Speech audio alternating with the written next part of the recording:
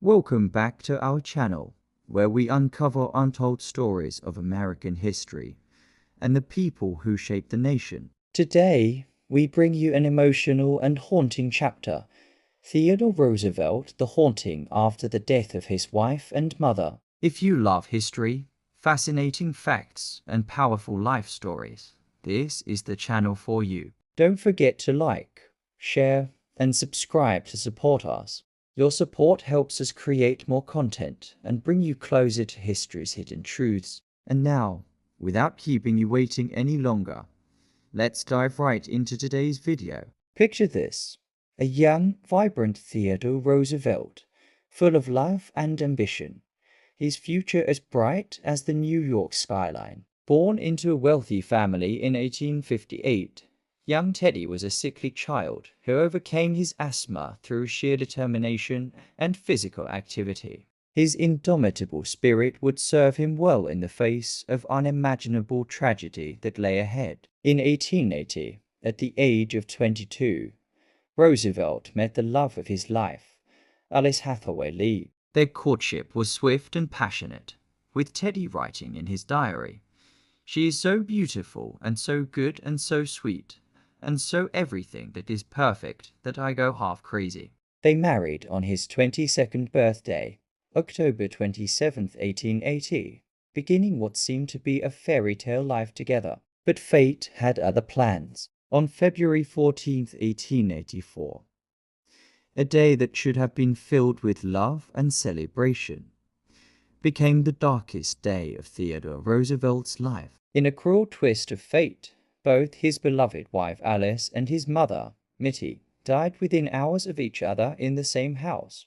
Alice, just 22 years old, had given birth to their daughter 2 days earlier. Complications from kidney failure, masked by her pregnancy, took her life suddenly. Roosevelt, who had been serving in the New York State Assembly, rushed home upon receiving a telegram about Alice's failing health, but he arrived too late. In his diary, he simply wrote, "The light has gone out of my life." As if this blow wasn't devastating enough, his mother Mittie, who had been battling typhoid fever, succumbed to her illness on the same day, just hours before Alice's death. The double tragedy was almost too much to bear for the 25-year-old Roosevelt. The emotional collapse that followed was profound. Roosevelt, known for his boundless energy and enthusiasm, was utterly shattered. He wrote in his diary, "For joy or for sorrow, my life has now been lived out." The man who would later be known as the Bull Moose was brought to his knees by grief. Friends and family worried about his mental state. The usually gregarious and talkative Roosevelt became withdrawn and morose. He could not bear to speak Alice's name and rarely mention her again, even to their daughter. The pain was so deep that he sought to escape not just his surroundings, but his very self. In a decision that would shape the course of his life and ultimately American history, Roosevelt chose to flee to the Dakota Badlands. This western escape was more than just a change of scenery. It was a desperate attempt to outrun his grief and find a new purpose in life. The harsh, unforgiving landscape of the Badlands became Roosevelt's crucible. He threw himself into the life of a rancher with the same intensity he had once reserved for politics and family life. The physical demands of ranch work, the solitude of the prairies, and the raw beauty of the wilderness began to heal his wounded spirit. Roosevelt later wrote, "The romance of my life began with my marriage. The romance of my life ended with my marriage." But in the Badlands, he found a new kind of romance, a love affair with the American West and its rugged individualism. This period of transformation was crucial in shaping the Theodore Roosevelt who would return to public life. The man who emerged from the Badlands was harder, more self-reliant, and possessed a newfound appreciation for the natural world that would inform his later conservation efforts as president. After 2 years in the West, Roosevelt returned to New York, forever changed. He re-entered politics with renewed vigor, eventually becoming the governor of New York, vice president, and finally the 26th President of the United States following the assassination of William McKinley in 1901. The legacy of the tragedy that befell Roosevelt on that fateful Valentine's Day in 1884 can be seen throughout his later life and career. His famous Man in the Arena speech, delivered in 1910, speaks volumes about his philosophy of perseverance in the face of adversity.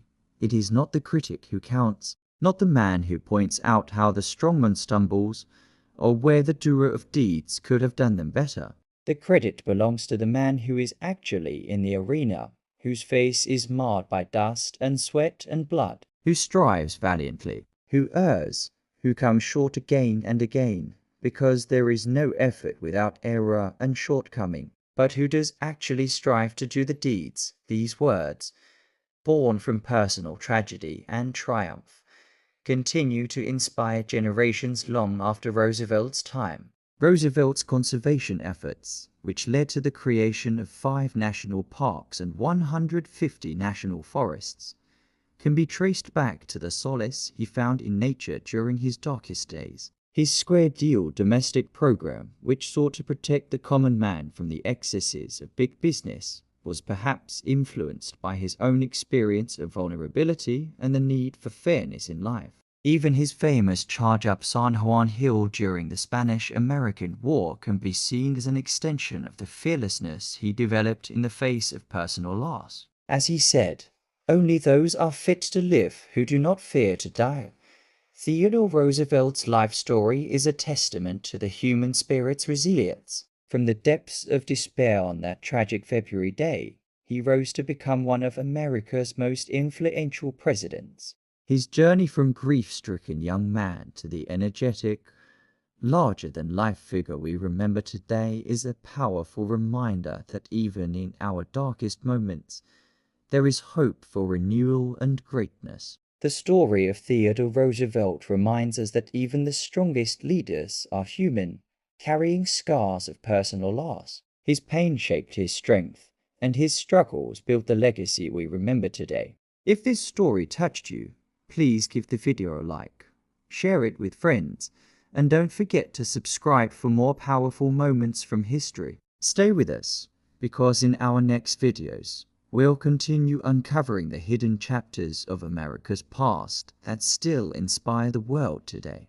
And now, as always, thank you for watching, and see you in the next video.